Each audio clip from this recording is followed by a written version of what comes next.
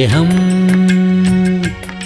ദിവ്യസ്നേഹം, സ്നേഹം, ദിവ്യസ്നേഹം. 1 ശമൂവേൽ 18 അധ്യായം 9 വചനം വായിക്കാം. അന്നു മുതൽ ശൗലിന് ദാവീദിനോട് കണ്ണുകടി തുടങ്ങി. എന്താണ് പറയുന്നത്? അന്നു മുതൽ ശൗലിന് ദാവീദിനോട് കണ്ണുകടി തുടങ്ങി. പിറ്റേന്നാൾ ദൈവത്തിൻ്റെ പക്കൽ നിന്നുള്ള ദുരാത്മാവ് ശൗലിൻ്റെ മേൽ വന്നു. അവൻ അരമനയ്ക്കകത്ത് ഉറഞ്ഞു പറഞ്ഞു. ദാവീദോ പതിവ് പോലെ തന്നെ കിന്നരം വായിച്ചു കൊണ്ടിരുന്നു. എന്താണ്? ദാവീദിനോട് അസൂയ ഉണ്ടായിരുന്നപ്പോൾ കണ്ണുകടി കാണിച്ച സമയത്ത് ദൈവത്തിൻ്റെ ആത്മാവ് അവനെ വിട്ടുപോയി. ദൈവത്തിങ്കൽ നിന്ന് ദുരാത്മാവ് വന്നുവെന്ന് എനിക്ക് മനസ്സിലായില്ല. ദൈവത്തിൻ്റെ അടുക്കൽ ദുരാത്മാവാണോ ദൈവത്തിൻ്റെ ആത്മാവാണോ ഉള്ളത്? ദൈവത്തിൻ്റെ അടുക്കൽ ദുരാത്മാവുണ്ടോ? പിന്നെ പിശാചാരാണ്? ദുരാത്മാവാണോ പരിശുദ്ധാത്മാവാണോ? ആരോ ചോദിക്കുവാനിടയായി, പിശാജ് ഹിന്ദുവാണോ ക്രിസ്ത്യനാണോ മുസ്ലിമാണോ സിഖാണോ എന്നൊക്കെ. അവൻ ആരാണെന്ന് അറിയാമോ? അവൻ സ്വർഗത്തിൽ നിന്ന് തന്നെ വന്ന വ്യക്തിയാണ്. സ്വർഗത്തിൽ നിന്ന് തന്നെ വന്ന വ്യക്തിയാകുന്നു പിശാജ്. ദൈവത്തിൻ്റെ പ്രധാന ദൂതന്മാരിലൊരു ദൂതനായിരുന്നു. അവന് ഗർവമുണ്ടായി, അഹംഭാവമുണ്ടായി. ദൈവത്തോട് സമമായിരിക്കുവാൻ വേണ്ടി ആഗ്രഹിച്ച സമയത്ത് അവൻ പാതാളത്തിലേക്ക് തള്ളപ്പെട്ടു. ലൂസിഫറിനോടൊപ്പം തള്ളപ്പെട്ടതായ അനേക ദൂതന്മാര് അവിടെ പിശാചിന്റെ കൂടെ ഭൂതങ്ങളായിട്ട് നടക്കുകയാണ്. ഓർക്കുക, ദൈവവുമുണ്ട്, അതുപോലെ തന്നെ പിശാചും ഉണ്ട്. ദൈവം സൃഷ്ടിച്ച ദൂതന്മാർ തന്നെ ദൈവത്തോട് മറുതലിച്ചിട്ട് ദുരാത്മാക്കളായിട്ട് മാറി. അവരുടെ പണി എന്താണെന്ന് വെച്ചാൽ എപ്പോഴും ദൈവത്തിൻ്റെ അടുക്കൽ കാത്തിരിക്കുകയാണ് ചെയ്യുന്നത്. എന്താണെന്ന് വെച്ചാൽ ദൈവമാരെയെങ്കിലും ഉപയോഗിച്ചാൽ, ദൈവമാരെയെങ്കിലും സ്നേഹിക്കുകയാണെങ്കിൽ, ദൈവമാരെയെങ്കിലും അനുഗ്രഹിക്കുകയാണെങ്കിൽ, അവരെ പരീക്ഷിക്കുന്നതിന് വേണ്ടി അവരെ ദൈവം കൈവിടുകയാണെങ്കിൽ അതേ ക്ഷണത്തിൽ തന്നെ ഒരു വീടൊഴിയുകയാണെങ്കിൽ വാടകയ്ക്കെന്ന ബോർഡ് വെക്കുമല്ലോ, അതുപോലെ തന്നെ പെട്ടെന്ന് കടന്നു വരുവാൻ കുറുക്കനും മൂങ്ങയുമൊക്കെ വരുന്നത് പോലെ. ശവം സംസ്കരിക്കുന്ന സ്ഥലത്ത് ചെല്ലുകയാണെങ്കിൽ അവിടെ കുറുക്കന്മാർ ഇരിക്കുന്നത് കാണാം. നമ്മൾ വിചാരിക്കും അതും കരയുകയാണ് എന്ന്. ആ മരിച്ച വ്യക്തിയോടുള്ളതായ ദുഃഖം കൊണ്ടാണോ അതവിടെ വന്നിരിക്കുന്നത്? എന്തുകൊണ്ടാണ് ആ കുറുക്കൻ അവിടെ വന്നിരിക്കുന്നത് അറിയാമോ? എല്ലാവരും പോയാലും അത് അവിടെ തന്നെ ഇരിക്കും. എന്തുകൊണ്ടാണ്? അറിയില്ലേ? മാന്തിയെടുത്ത് തിന്നാനാണ്. എന്തിനാണ്? മാന്തിയെടുത്തിട്ട് തിന്നാൻ. ഇന്ന് ദുരാത്മാക്കൾ റെഡിയായിരിക്കുകയാണ്. ഏതു മനുഷ്യനാണ് ദൈവത്തെ വിട്ട് അകന്നു പോകുന്നത്? ആരാണ് ദൈവത്തിന് ഹൃദയത്തിൽ ഇടം കൊടുക്കാതിരിക്കുന്നത്? ദൈവത്തെ സ്നേഹിക്കാതിരിക്കുന്നത് ആരാണ്? ദൈവത്തോട് അനുസരണക്കേട് കാട്ടുന്നത് അവരെ പിടിക്കുവാൻ റെഡിയായിരിക്കുകയാണ്. ജാഗ്രത. അതുകൊണ്ടാണ് ഞാൻ പറയുന്നത്, ഇങ്ങനെയുള്ള മീറ്റിംഗ് നടക്കുന്ന സമയത്ത് സ്റ്റേജിന് മുമ്പിലുള്ള ആളുകളും അതുപോലെ പിമ്പിലുള്ള ആളുകളും എല്ലാം ജാഗ്രതരായിരിക്കണമെന്ന്. നമ്മൾ ജാഗ്രതയോടെ ആയിരിക്കണം. ഇവിടെ പരിശുദ്ധാത്മാവുണ്ട്, അതുപോലെ തന്നെ ആരും കറങ്ങുന്നുണ്ട്. അതും കൂട്ടായ്മയ്ക്കിടയിൽ വന്ന് പലപ്പോഴും ഇരിക്കുന്നുണ്ട്. എന്താണ്? പിശാചും വന്ന് ഇടയ്ക്കിടയ്ക്ക് ഇരിക്കും. പതിയെ വന്നിട്ടോ ചിലരെ പതിയെ പാട്ടൊക്കെ പാടി ഉറക്കുന്നത് കാണാം. ചിലർ ഉറങ്ങുന്നത് കണ്ടിട്ടില്ല. അതാണ്. ചിലപ്പോൾ പിശാച് കുഞ്ഞുങ്ങളിലൂടെ പ്രവർത്തിക്കാറുണ്ട്. കൊച്ചുകുട്ടികളെ ഉപയോഗിച്ചുകൊണ്ട്. കൊച്ചുകുട്ടികൾ പെട്ടെന്ന് വന്നിട്ട് കരയുകയും വചനം കേൾക്കാതെ മറ്റുള്ളവരെ ശല്യം ചെയ്യുന്നതായിട്ട് കാണും. അതും പിശാചിന്റെ ഒരു പ്രവൃത്തിയാണ്. പിശാച് ശല്യം ചെയ്യും. നമ്മുടെ മനസ്സിൽ ഏകാഗ്രത വരാതിരിക്കാൻ, കർത്താവിലേക്ക് നാം ശ്രദ്ധ തിരിക്കാതിരിക്കാൻ ജാഗ്രത. ഇങ്ങനെയുള്ളതായ മീറ്റിംഗ് നടക്കുമ്പോൾ അനേകം ആളുകൾ രക്ഷിക്കപ്പെടാറുണ്ട്. ചിലർ നശിച്ചും പോകും. കാരണം എന്താണെന്ന് വെച്ചാൽ, ആരാണോ വചനം കേട്ട് വിശ്വസിക്കുന്നത് അവർ രക്ഷിക്കപ്പെടുവാനിടയാകും. അവർക്കൊരു പുതിയ ഹൃദയം ലഭിക്കുവാനിടയാകും. ദൈവത്തിന്റെ ആത്മസാന്നിധ്യം പ്രാപിക്കാനിടയാകും. ആരാണോ കെയർലെസ് ആയിട്ട് ഇരിക്കുന്നത് അവരെ പിശാച് ബാധിക്കാനും ഇടയാകും. പിശാച് എങ്ങനെയാണ് വരുന്നതെന്നും എങ്ങനെയാണ് പോകുന്നതെന്നും നമുക്കറിയാൻ കഴിയത്തില്ല. നിങ്ങൾ കണ്ടിട്ടില്ലേ? യേശുവിൻ്റെ നാമത്തിൽ പോകൂ എന്ന് പറയുമ്പോൾ അവൻ വിട്ടുപോകും. എവിടെ പോയെന്ന് അറിയാൻ കഴിയില്ല. താഴെ വീഴുന്നത് കാണാം. ആത്മാവിനെ നമ്മുടെ കണ്ണുകൊണ്ട് കാണാൻ കഴിയത്തില്ല. ആത്മാവിൻ്റെ ആ പ്രവൃത്തി മാത്രമേ കാണാൻ കഴിയുള്ളൂ.